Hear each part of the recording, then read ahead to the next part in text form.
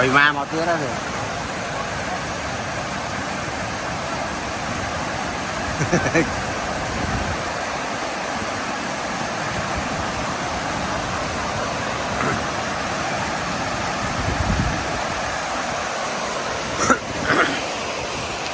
Ở tây miền đưa mấy gì không?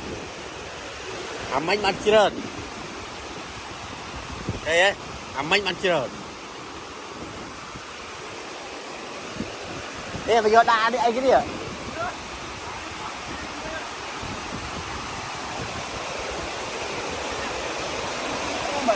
Đó, tôi xin manh nó. Bà.